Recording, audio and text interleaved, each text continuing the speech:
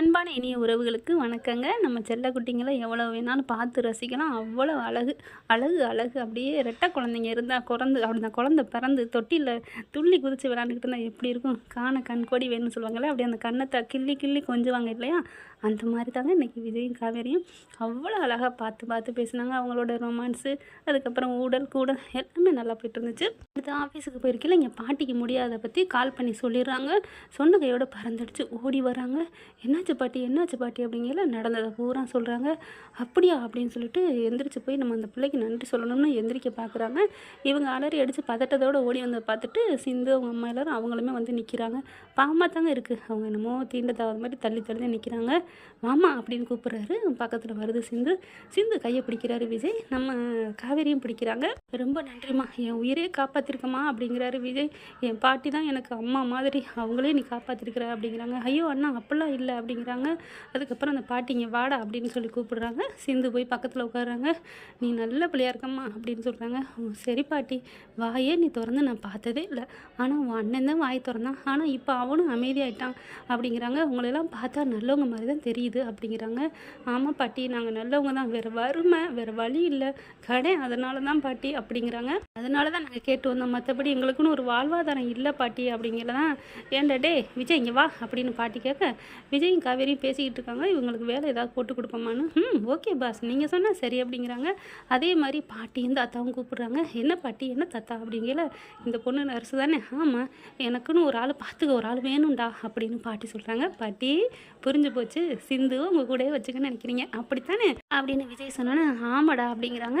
சரி பாட்டி, நீங்கள் சொன்னால் எனக்கு வேறு அப்பிலே இல்லை அப்படிங்கிறாங்க. சிந்து நீ வேலைக்கு சேர்ந்துக்கிறியாம்மா அப்படிங்கிறாங்க. சரி பாட்டி அப்படிங்கிறாங்க. சரிங்க மாமா, சரிங்கண்ணா அப்படிங்கிறாங்க. அப்புறம் உனக்கு நர்ஸுக்கு 20,000 சம்பளம் போட்டு தரேங்கிறாங்க. உடனே பாட்டி என்னடா சொல்கிற அப்படிங்கல. ஏன் பாட்டி கூடவா சம்பளம்? ஏண்டா என் உயிருக்கு வேலை 20,000 தானா அப்படின்னு பாட்டி சொல்ல, இல்லை பாட்டி நீங்கள் எதுவும் தப்பா, ஏன்டா அவளுக்கு மாதம் 50,000 போட்டு கொடுறா, என் உயிரை காப்பாற்றிருக்காடா, அவளுக்கு எத்தனை லட்சம் வேணாலும் கொடுக்கலாம் அப்படின்னு சொன்ன அன்புக்கு சொட்டத்தில் எனக்கு ஐயோ வந்து அட்டை மாதிரி உறிஞ்சதுகளே. சாரதா குடும்பத்தை அட்டை மாதிரி உரின்னு பார்த்தா கடைசி எங்கள் குடும்பத்துக்கு வந்து உறிஞ்சதுகளே அப்படின்னு இங்கே மைண்ட் வாய்ஸு. அதுக்கப்புறம் அவன் தம்பி கிருஷ்ணாவையும் கூப்பிட்றா, இங்கே வாடா அப்படின்னு கூப்பிட்டுட்டு, நீ சிவில் தானடா அப்படிங்களா? ஆமாம், உனக்கு விஜய் இவனுக்கு வேலை போட்டு கொடு அப்படிங்கிறாங்க. சரி பாட்டி அப்படிங்கிறாங்க. உனக்கு சம்மதமா அப்படிங்கல. முத்து மலர்ந்துட்டு ஐயோ அம்மா இது சம்மதமானு கேட்கலாமா, எங்களுக்கு ரொம்ப சந்தோஷம், எங்களுக்கு அந்த சொத்து பங்கு எதுவுமே வேணாம், எங்களுக்கு 2 பிள்ளைகளுக்கு வேலை போட்டு கொடுத்துட்டீங்க, இதை வச்சு நாங்கள் கடனை அடைச்சிக்கிருவோம் அப்படிங்கிறாங்க. சரி உங்களுக்கு அட்வான்ஸ் அமௌண்ட்டாக கொஞ்சம் தரேன், அதை வச்சு உங்களுக்கு மெயினான கடைங்களை அடைங்க அப்படிங்கிறாங்க.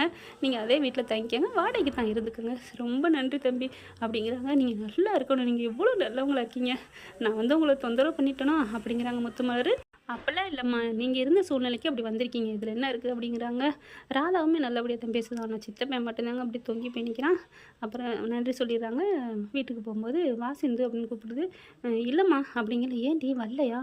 இல்லை நான் பாட்டிக்கு அப்பாயின்மெண்ட் வாங்கிட்டேன்ல, நான் இனிமேல் இங்கே தான் இருப்பேன், பாடுறா தொழில் சின்சியாரிட்டியா அப்படிங்கிறாங்க காவேரி விஜயும். அதுக்கப்புறம் நீ இங்கே இருந்துக்க, நான் பாட்டி இனிமேல் கண்ணும் கருத்தமாக நான் பார்த்துக்கிறது என்னோட பொறுப்பு அப்படிங்கிற. அப்பாடா அப்படிங்கிறார் தாத்தா. அதுக்கப்புறம் விஜயும் காவேரியும் ரூமுக்குள்ளே போயிட்டு, என்ன காவேரி உன் பிரச்சனைலாம் முடிஞ்சிருச்சா? இப்போ தானே சொல்லிக்கிட்டே வந்தோம் நம்ம பிரச்சனை ஆண்டவன் நினச்சா முடிச்சு வைப்பான்னு, நல்லபடியாக சுமூகமாக முடிஞ்சிருச்சு. இப்போ எங்கள் தாத்தா பாட்டியே உங்களை இருக்க சொல்லிட்டாங்க, எப்படி அப்படிங்கல. ஓகே அப்படிங்கிறாங்க. அப்புறம் இனிமேல் எனக்கு 4 மச்சினிச்சி 1 மச்சினனா, அட பாவி மனுஷா, உனக்கு மச்சினிச்சி கூட வந்துச்சுன்னு சந்தோஷமா அப்படின்னு அப்படியே டக்குன்னு பீசையை பிடிச்சி திருகிறாங்க. ஏய் விட்டுடி அப்படின்னு சொல்லி இறங்கி ஓடுறாரு.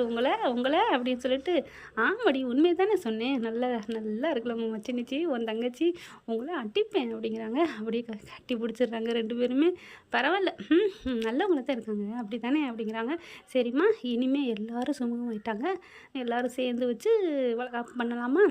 கண்டிப்பாக வளகாப்பு பண்ணிடுவோம். அடுத்து சாரதாவும் கங்கா பாட்டி 3 பேர் நாங்கள் எங்கள் வீட்டுக்கு போகிறோம், அதான் பிரச்சனையெல்லாம் முடிஞ்சிருச்சுல அப்படிங்கிறாங்க. என்னம்மா முடிஞ்சிருச்சு? இல்லை வளகாப்பு இருக்குல்ல அப்படிங்கிறாங்க. வளகாப்பு இருந்தால் நாங்கள் அங்கேருந்து சீர் கொண்டு வரணும், அதெல்லாம் ஒன்றும் கொண்டு வரேன்னா இங்கே இருங்க, இது உங்கள் வீடு அப்படின்னு பாட்டி சொல்கிறாங்க. கல்யாணி பாட்டி அவ்வளோ ஒரு சந்தோஷம். எப்படி என் பாட்டி நல்லவங்க தெரியுமா அப்படிங்கிறாரு. காவேரி பார்த்து கண்ணடிக்கிறாங்க.